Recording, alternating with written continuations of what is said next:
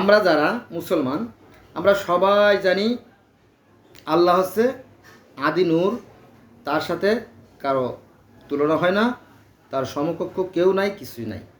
কিন্তু দেখেন কোরআনে বলছে কি জানেন, আল্লাহর দল। দল মানে কি? একাধিক। এই বিষয়টা যদি আপনার যোগ্যতা থাকে তাহলে আপনি কমেন্ট করে জানাবেন এর উত্তর কি হতে পারে। নিশ্চয়ই আল্লাহ বলছে মাস্ট বি, অবশ্যই, হ্যাঁ, নিশ্চয়ই আল্লাহর দল বিজয়ী হবে। আল্লাহর দল কি জানেন? আল্লাহর দল যারা সৎকর্মশীল, যারা ন্যায়পরায়ণ, যারা মুত্তাকি, যারা পরেজগার, যারা ধৈর্যশীল, তারা হচ্ছে আল্লাহর দল এবং তারাই বিজয়ী হবে। এখানে সৃষ্টিকর্তা যিনি, যে আল্লাহ সৃষ্টিকর্তা, সব কিছুই কিন্তু সুন্দর করে সৃষ্টি করেছিলেন, জানেন তো? তিনি হচ্ছেন সুন্দর, সুন্দর আর সুন্দরের স্রষ্টা। তো সবই সুন্দর করে তিনি সৃষ্টি করছেন এবং সেই স্বর্গের ভিতরে আদম হাওয়া খুবই সুখ শান্তিতেই বসবাস করতেছিল।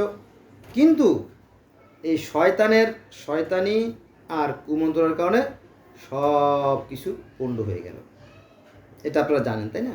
তারপরেও বলি যে সব সৃষ্টির পরে একটা ক্লাসিফিকেশন আছে, শ্রেণীভেদ আছে। আল্লাহ পাক 4 জন ফেরেশতাকে সৃষ্টি করলেন এবং তাদের ডিপার্টমেন্টের হেড বানাই দিলেন 4 জনকে। তারা দায়িত্বপ্রাপ্ত হলেন এবং তার সাথে আনুষঙ্গিক যে সমস্ত ফেরেশতারা আছে, অদৃশ্য আর কি, ফেরেশতারা তো অদৃশ্য, তো তাদেরকেও দায়িত্ব দিয়ে দিলেন। ক্লিয়ার? ভালোই চলছিল। তো দেখেন শয়তান কিভাবে সৃষ্টি হলো। শয়তান মনে মনে চিন্তা করলো যে আল্লাহ তো আমার এদিকে সব কিছু করায়, তাই না? আমি যেমন হেড অফ দ্য ডিপার্টমেন্ট, সমস্ত ফেরেশতাদের যারা সর্দার তাদেরও আমি সর্দার, মানে অসংখ্য ফেরেশতাদের মধ্যে 4 জন হলো সর্দার, তার মধ্যে আবার সর্দার আছে ইবলিস। তাকে ক্ষমতা দেওয়া হলো। আল্লাহ তাকে ভালোবাসতো, একথা সত্য, আগে তাকে খুবই ভালোবাসতো, আর ভালোবাসতো বলেই তাকে ক্ষমতা দিয়েছিল যে তুমি এদের ক্লাস নাও, হ্যাঁ, এদের কর্ম বন্টন করে দাও, ইত্যাদি ইত্যাদি, দেখাশোনা করো ইত্যাদি। কিন্তু তার মধ্যে অহংকার সৃষ্টি হলো যে আল্লাহ তো আমার এদের সব করায়, হ্যাঁ, আমার ছাড়া আল্লাহ কিছুই বোঝে না, আল্লাহর অবত্য মানে আমি তো আল্লাহ। ঠিক আছে? তো এইগুলো দেখে, এগুলো চিন্তা করে এই ফেরেশতাদের মধ্যে আরও কিছু ফেরেশতা এই ইবলিসের পা চাটা শুরু করলো, দলাদলি শুরু হয়ে গেল, বুঝলেন? এই সর্বনাশের শুরু হয়ে গেল। তারপরে এই ফেরেশতার মধ্যে দুটো গ্রুপ হয়ে গেল, একটা আছে শয়তানের গ্রুপ, অহংকারীদের গ্রুপ, একটা আছে মেকালের গ্রুপ। পরে এই দুইটা দলে যুদ্ধ হয়, ভয়ঙ্কর যুদ্ধ। পরে ইবলিসের ডানাডুনো পোড়ায় পৃথিবীতে ফেলে দেয়।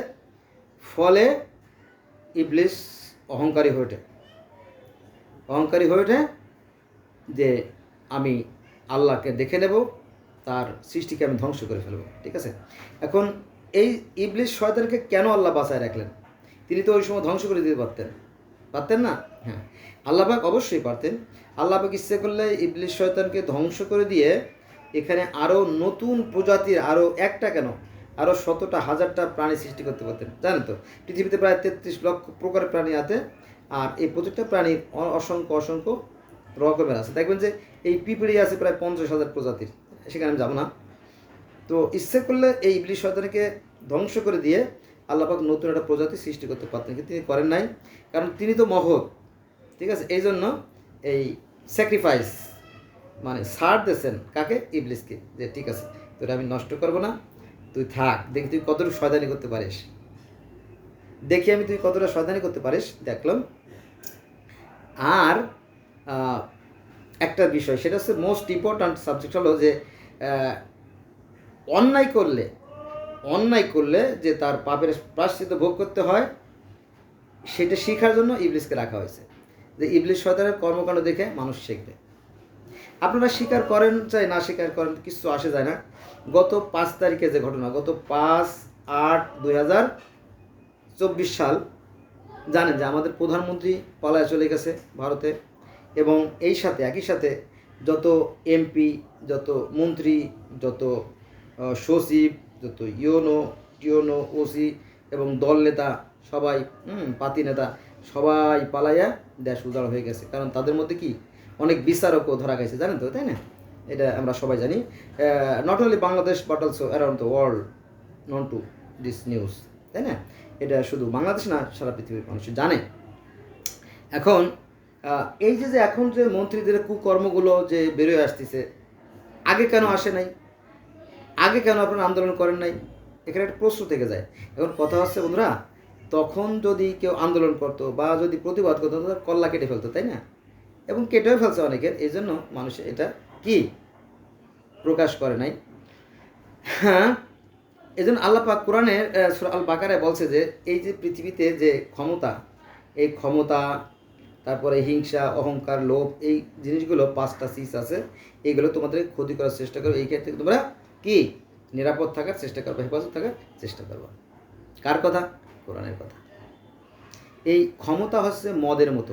দেখবেন যে অধিকাংশ নেতাদের ছেলেমেয়েরা এই ক্ষমতার যে একটা চাপ, যে প্রেশার, এটা কিন্তু সামলাতে পারে না, ফলে সন্তানগুলো বেশিরভাগ নষ্ট হয়ে যায়। আর যারা একটু সচেতন, তাদের ছেলেমেয়েদেরকে বিদেশে দিয়ে উচ্চতর ডিগ্রি অর্জন করায় বা শেখে, সেটা ভিন্ন কথা। সেটা ভিন্ন কথা। কিন্তু ভালো থাকাটা বেশ কঠিন হয়ে পড়ে, বোঝা গেছে?